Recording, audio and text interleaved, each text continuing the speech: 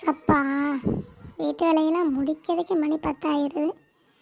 சரி நம்ம என்னதாவது சாப்பிட்டுட்டு படுக்கலான்னு பார்த்தா மணி 4 ஆயிடுது. என்ன பண்ண வேலை செய்யணுன்னே நம்ம வீட்டில் பெற்று போட்டுருப்பாங்க போல. இந்த மனுஷன்ட்ட ஒரு மாத்திரை கிட்ட கூட வாங்கி தர மாட்டாரு. அதில் 52 கேள்வி வேறு. சரி கொஞ்ச நேரம் குறுக்க சாப்போம். மைனி, ஏன் மைனி, என்ன இவ்வளோ நேரம் கூப்பிடுச்சும் சத்தமே கொடுக்க மாட்டேங்காங்க. சரி உள்ளே போய் பார்ப்போம். அதான பார்த்தேன். கொஞ்ச நேரம் ரெஸ்ட் எடுக்கலான்னா மூக்கில் வெத்துருமே. அந்த வாரே பார்வதி. அதானே வீட்டில் என்னடா இந்த மாதம் செலவு போக 2000 மிச்சம் இருக்குன்னு பார்த்தேன். அதுக்கு ஆப்போய்க்கு அந்த மகாராணி வந்துட்டல்ல, அது இதுன்னு சொல்லி எப்படியும் அந்த 2000 ஆட்டைப்படாமல் போக மாட்டா. நமக்கு 2 ரூபா மாத்திரை வாங்கி தர கூட இந்த அளவுக்கு கஷ்டமாக இருக்குது. அக்கா தங்கச்சி வந்தாலும் அள்ளி கொடுத்துருவோம். இப்போ எதுக்கு வந்திருக்காளோ? என்ன மைனி ரொம்ப ஜாலியாக இருக்கீங்க போல். உங்களுக்கு என்ன, எங்கள் அண்ணன் உழைச்சி கொண்டாந்து போடுதான். வீட்டில் வேலையை பார்த்துட்டு சாப்பிட்டுட்டு ஜாலியாக தான் இருப்பீங்க. என்ன மாதிரியா குடிக்கார விலைக்கு கட்டி வச்சுட்டீங்க. மாதம் மாதம் அதை வாங்கிட்டு வா இதை வாங்கிட்டு வான்னு உயிரை வாங்கலாம். சரி அண்ணே பிள்ளைங்களாம் இங்கே வேலைக்கு ஸ்கூலுக்குலாம் போயிட்டாங்களா?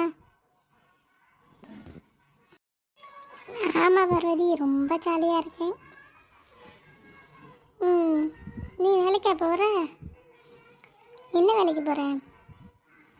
ஆமாம் உங்கள் அண்ணையும் மருமகள்லாம் ஸ்கூலுக்கு போயிட்டாளுங்க.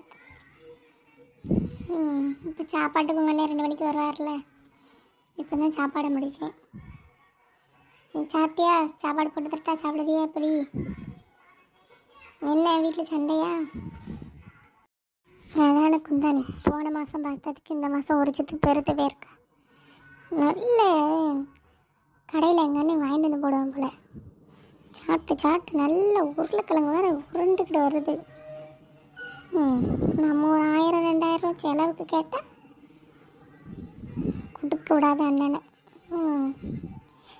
நல்ல உருண்டுக்கிட்டுலாம் வருது உருளைப்பானை கணக்கு.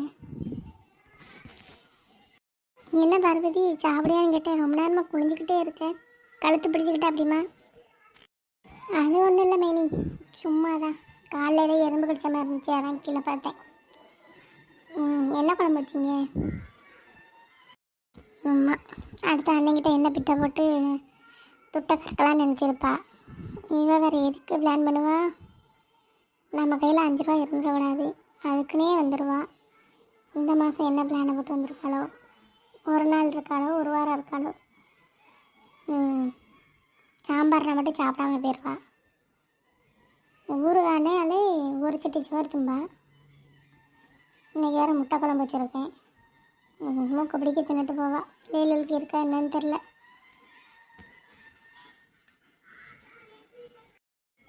என்ன மைனி, என்னையும் சொல்லிட்டு நீங்கள் ரொம்ப நேரமாக குனிஞ்சிக்கிட்டே இருக்கீங்க. நீங்கள் என்ன குழம்பு வச்சிங்க? அது 2 முட்டை இருந்துச்சு, அதை போட்டு முட்டை குழம்பு வச்சேன். சாப்பாடு போட்டாலும் சாப்பிடுதியா? இல்லைனா உங்கள் அண்ணன் வந்ததும் சாப்பிடுங்க 2 பேரும் சேர்ந்து. அதான பார்த்தேன். எங்கள் அண்ணன் வரதுக்கு முன்னே சாப்பிட்டாதான் என்ன ஏதுன்னு தெரிஞ்சிடும். எங்கள் அண்ணன் கூட உட்காந்து சாப்பிட சொல்லுது.